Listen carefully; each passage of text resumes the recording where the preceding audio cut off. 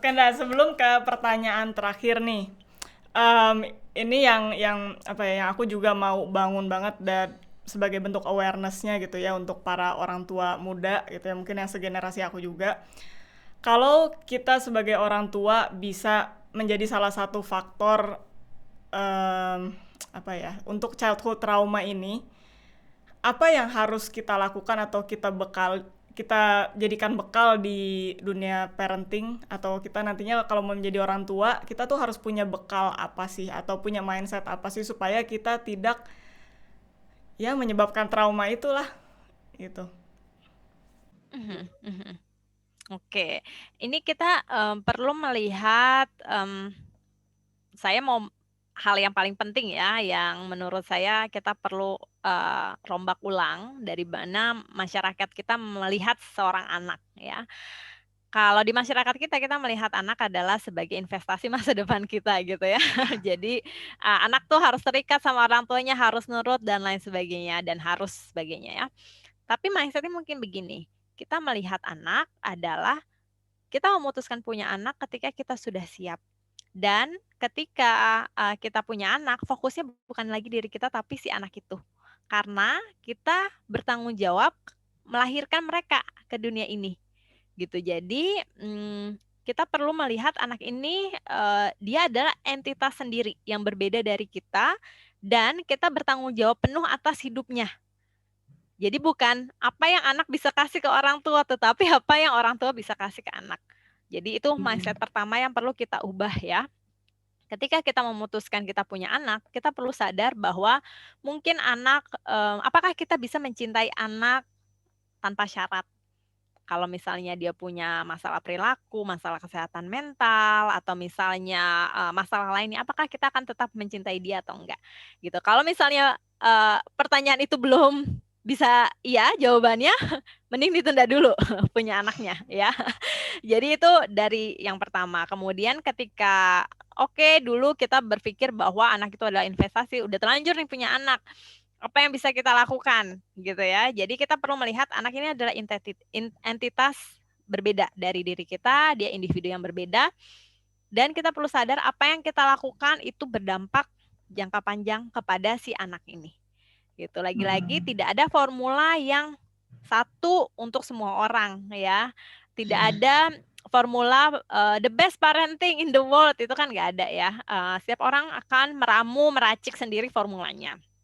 Tapi yang perlu diingat ketika kita punya anak, karena dia entitas yang berbeda dengan kita, maka kita perlu mengecek konsen terhadap anak ini. Misalnya persetujuan ya. Kamu mau, ini yang contoh paling kecil adalah kamu kamar mandi mau ditemenin atau enggak? Atau misalnya kita dalam, ini ya, keluarga, pertemuan keluarga, "Coba cium itu, opa, oma," gitu ya. Kalau anaknya nggak mau, ya jangan dipaksa gitu. Jadi, hal kebiasaan kecil bertanya kepada anak itu bisa jadi, satu dampak yang sangat besar. Termasuk misalnya, kita kan juga tidak bisa mengontrol semua lingkungan ya. Misalnya kita, sudah berpisah dengan pasangan kita gitu dan kita punya anak. Kita tanya sama anak itu, "Kamu perasaannya gimana, mama papa berpisah?" Gitu, "Yang kamu pikirin apa?" Jadi, satu, kemampuan sangat, sederhana aja bertanya kepada anak itu perlu dibiasakan. Dan, sehingga anak itu berani untuk bicara dan ketika dia ngomong sesuatu ya lagi-lagi kita perlu non-judgemental juga ya, jangan yang, "Ah, panik, aduh anak saya ngomong ini A, B, C, D," dan lain sebagainya.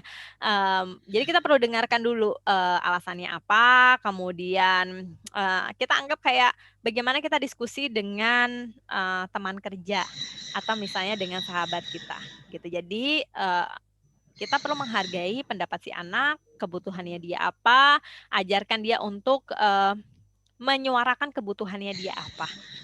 gitu. Tapi lagi-lagi kita nggak harus memenuhi semua kebutuhannya kok. Kayak misalnya, oh saya butuh iPad yang terbaru, iPad Pro dan lain sebagainya gitu ya. Saya mau. Itu kita juga perlu menyesuaikan juga gitu dengan kemampuan kita. Tapi kita juga bisa ajak bicara, oke kamu punya kebutuhan ini, tapi kemampuan kemampuan kami cuma segini. Kira-kira gimana ya gitu. Jadi tanya sama anaknya. Tahu kalau misalnya si anak ini kita sudah tahu nih, oh dia mengalami apa yang tadi disebutkan ya, trauma masa kecil, peristiwa-peristiwa yang cukup traumatis buat anak ini. Yang bisa kita lakukan adalah kita bicara sama anak ini. Kamu kan tahu ya, dulu misalnya kita dulu pernah punya pasangan yang sangat kasar sama kita dan anak menyaksikan itu. Kita buka diskusi itu. Ini akan sangat berat, akan sangat sulit, tetapi ini cukup penting untuk kita melihat bagaimana anak ini berpikir tentang dirinya dan dunia di sekitarnya juga. Gitu. Yes, semoga teman-teman yang dengar dapat ya message-nya. Karena aku juga ini curhat sedikit, dulu kan aku juga sempat lama di Austria gitu. Dan aku tuh kalau melihat relasi orang tua dan anak di sana tuh kayak amazed banget. Mereka ya benar-benar bisa bangun diskusi, ngobrol udah kayak sama teman. Jadi ya memang itu yang jarang sih dilihat di sini gitu. Dan semoga dengan banyaknya informasi sekarang juga orang tua bisa lebih proaktif untuk cari info dan menjadi parents yang lebih baik lah. Oke, pertanyaan terakhir Nak, mimpi seorang Handa apa sih? Kalau mimpi saya sih, saya ingin kalau ditanya masalah apa yang ingin saya selesaikan di dunia ini, itu adalah masalah kesehatan mental ya. Saya ingin berkontribusi terhadap kesehatan mental baik di Indonesia atau misalnya secara umum ya di dunia, termasuk spesifik di isu trauma ini. Karena ini adalah satu ranah yang masih dipelajari ini lumayan cukup banyak tadinya tuh baru 10-20 tahun terakhir.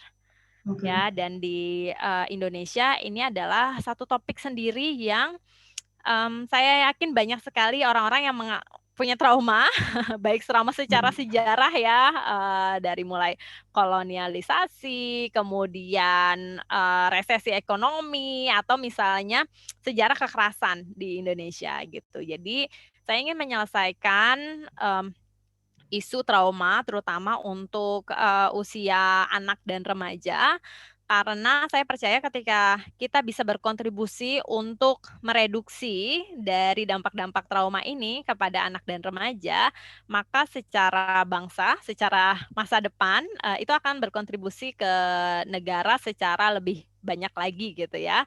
Dan secara individu, si anak-anak ini, dia akan tumbuh lebih sehat, kemudian dia bisa meraih mimpi-mimpinya gitu. Jadi secara umum saya ingin menyelesaikan masalah kesehatan mental yang kaitannya dengan trauma. Itu mimpi besar saya. Yes.